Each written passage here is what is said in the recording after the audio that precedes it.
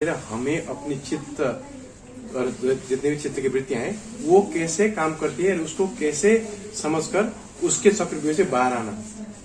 किसी ने बता दिया वो तो पता, वश में करना, हाँ, इंद्रिय को वश में कैसे करना, उसकी इतनी डिटेल इंस्ट्रक्शन है। आज वेस्ट क्यों बुद्धिज्म को, है ना, आज मैं जब ये वर्कशॉप किया यहाँ आने से पहले 10 दिन का, बहुत सारे लोग वेस्टर्न साइकोथेरेपी में ट्रेन थे, अब वो बुद्धिज्म पढ़ने के लिए आ रहे हैं।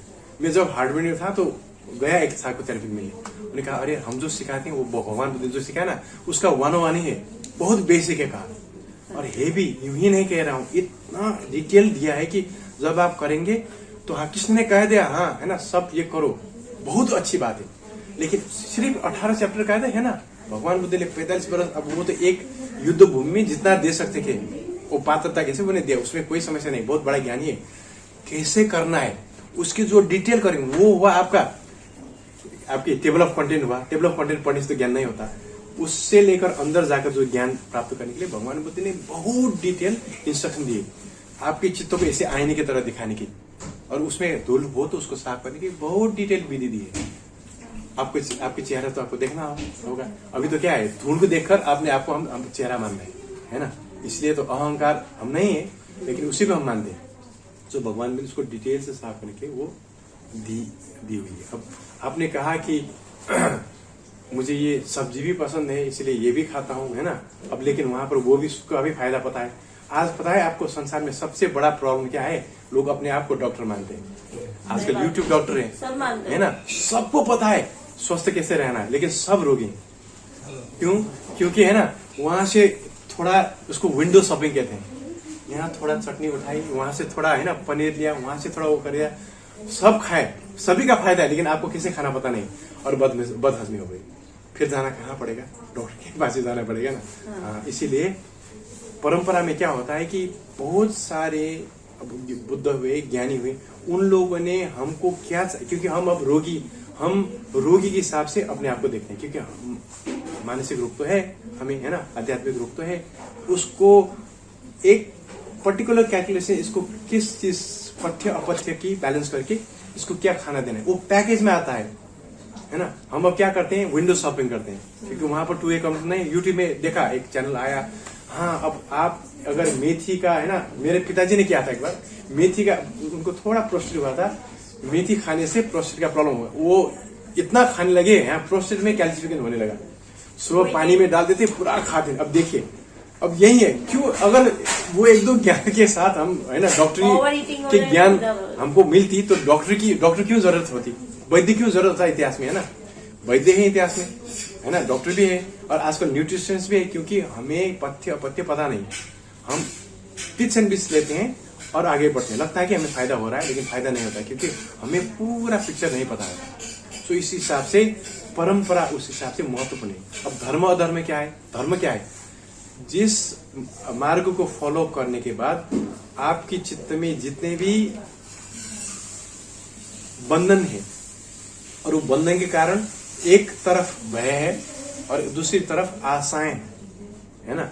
हम कितने सारे धर्म पंथ की बात करते हैं जो सिर्फ डर की ही नींव पर चलती है, ये करोगे तो पाप लगेगा, वो करोगे तो ऐसा होगा, वो करोगे तो ऐसा होगा।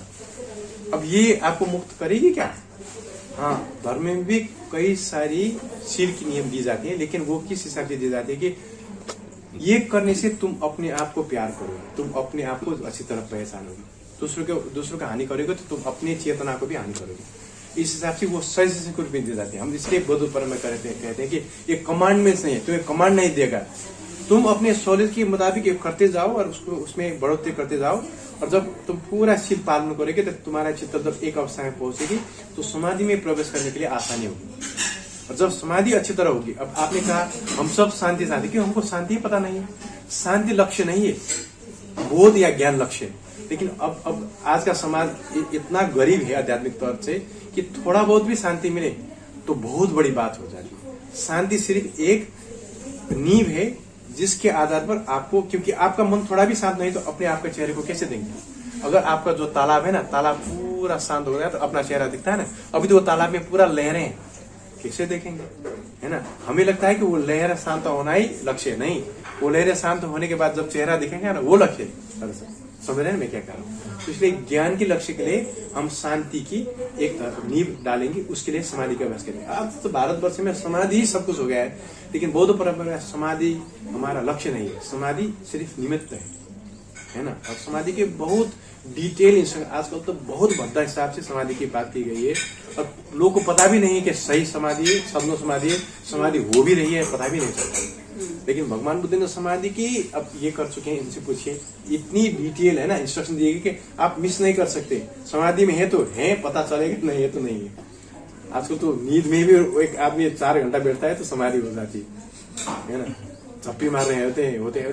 मैं मिला हूँ 24 साल, उनको लगा कि मैं समाधि में हूँ, एक मेडिसिन कर रहे थे। अब हाँ, अब थोड़ा आप इतना स्ट्रेस होते हैं तो जब आंख मूंद के ये करने लगते हैं ना, तो कहीं ना कहीं तो बॉडी तो रिलैक्स होता है ना। अब उसी को समाधि मानने वाले बहुत सारे लोग मैं मिला हूँ, गए है ना, 1 दशक से ज्यादा। पता नहीं एग्जैक्टली समाधि की कैटेगरी, जब आपकी पहले समाधि लगती है तो उसका 5 अंग उदय होता है, और वो अंग भी आपके बंधन बन सकता है। और उस हिसाब से आप एक अंग को एनालाइज करके फिर ड्रॉप करते जाएंगे, और आपकी समाधि की ये समाधि तो अब हजारों लाखों समाधि की बात की है बौद्ध परंपरा में, लेकिन मूलभूत समाधि 4 होती है।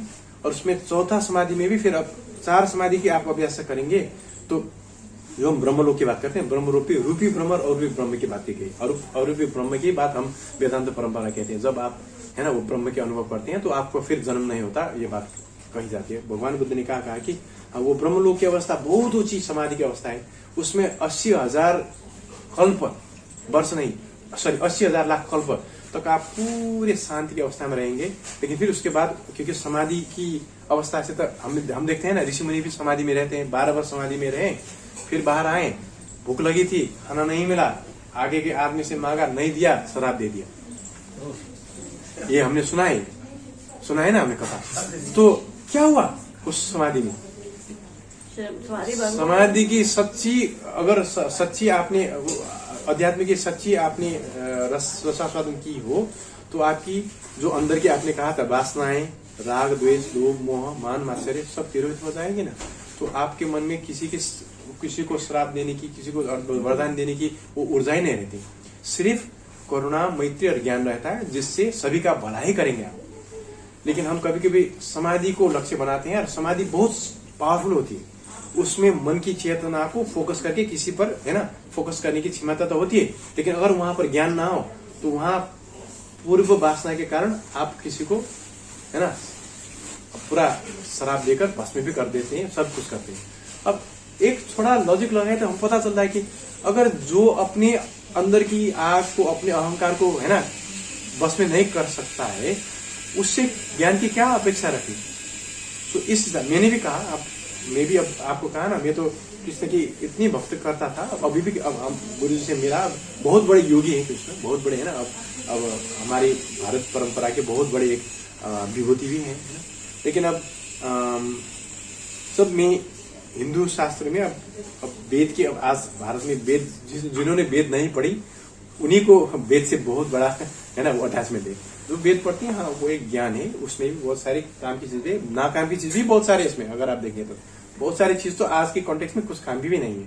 लेकिन एक बनाई गई है, एक है धारणा कि हाँ ये है ना अपौरुषीय है, ये है वो है ना, ये श्रुति स्मृति नहीं है, श्रुति है। सो एक हिसाब से एक धारणा बनाई गई, और एक कहीं ना कहीं उसके हिसाब से एक अपनी एक धारा चल पड़ी लोगों को कहीं ना कहीं पता नहीं एक पूर्वाग्रह डेवलप करने के लिए। सो जब पुराण के काल आते हैं तो हम बहुत सारे पुराण क्या पढ़ते हैं कि कहीं ना कहीं श्राप की खेल, वरदान का खेल है ना, ये सभी होता है। तो मैं भी पढ़ता था, मुझे लगता था ये तो कहीं ना कहीं सच्ची अध्यात्म, जिससे हमें सभी चीज के भय से मुक्त कर दे, जिससे हमें हमारे अंदर में जो क्वालिटी है, प्रेम की क्वालिटी, मैत्री की क्वालिटी, दूसरे की कल्याण करने की क्वालिटी, कोई हानि करने में आए उसको भी कल्याण करने की जो क्वालिटी है, वो तो होना चाहिए अध्यात्म में, लेकिन वो नहीं हो रहा है। तभी मैं थोड़ा, अब मैं ये नहीं कहता हूं कि मैं किसी पंथ की अगेंस्ट में हूं, क्योंकि पंथ की शुरुआत कहीं ना कहीं लोगों की, समाज के कल्याण के लिए होती है। लेकिन पंथ में जो शुरुआत करते हैं उनका शायद कोई लक्ष्य होता है, लेकिन पंथ में जो बाद में आते हैं उनकी अब फिर अपनी एजेंडा हो जाती है।